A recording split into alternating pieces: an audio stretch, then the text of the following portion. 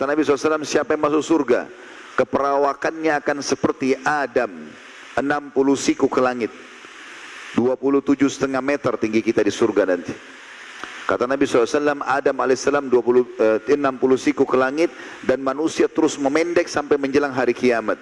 Tapi hari kiamat nanti di kebangkitan kita akan dibangkitkan sama dengan tingginya Adam AS. Dan wajah mereka seperti Yusuf AS. Yang kata Nabi SAW, Yusuf AS telah diberikan sepertiga kegagahan dunia. Setiap orang melihatnya merasa sangat tertarik, dan diberikan hati seperti Ayyub, Nabi Ayyub alaihissalam, manusia yang tidak pernah berkeluh kesah, semuanya hidupnya bersyukur, baik dalam cobaan apalagi kalau dalam keadaan nikmat.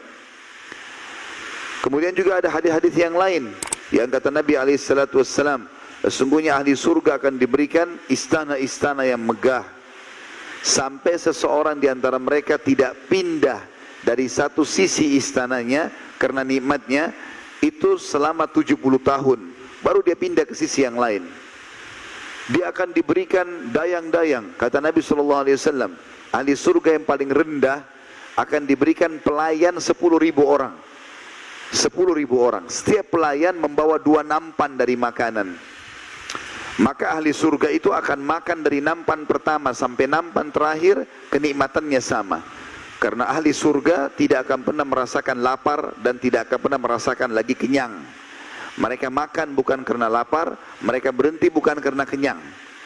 Kalau kita makan karena lapar, kita targetnya menghabiskan makanan, maka kenikmatan makanan jadi hilang. Tapi kalau kita dalam kondisi tidak lapar, kemudian kita juga tidak kenyang, ditawarkan mau makan apa pak, mau makan apa bu, kita mesti bisa milih. Oh saya mau makan ini, saya mau milih, karena dia bisa nikmati. Perutnya nggak lapar. Begitu juga kalau orang kenyang. Kalau kenyang dia nggak bisa makan lagi. Kenikmatan makanan hilang. Kalau dia sudah makan 2 piring, dikasih lagi ayam bakar, dikasih lagi ini, dia nggak bisa makan lagi. Maka ahli surga, kata Nabi SAW, makan dari nampan pertama sampai nampan terakhir, semuanya kenikmatannya sama.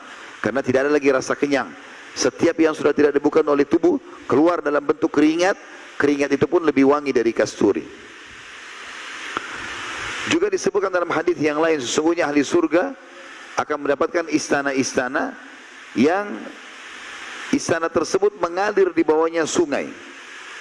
Dalam banyak ayat Al-Quran tentang surga dikatakan tajri min tahtihal anhar, mengalir di bawahnya sungai.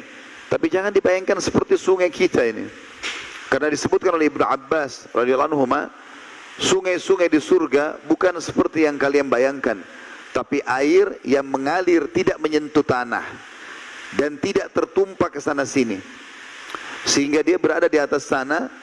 Dan setiap ahli surga ingin meminum sesuatu atau sedikit darinya, maka dengan sendirinya dia hanya niat ingin minum, akan ada piala atau gelas atau canteng yang akan tersentuh ke air tersebut, lalu datang sendiri kepada dia, kemudian dia minum. Dan Allah memuji wadah-wadah ini sambil mengatakan, sungguh benar-benar sudah diukur dengan takaran yang tepat untuk mulutnya ahli surga, untuk kadar minuman yang keluar darinya. Intinya surga kenikmatan abadi yang sulit untuk digambarkan.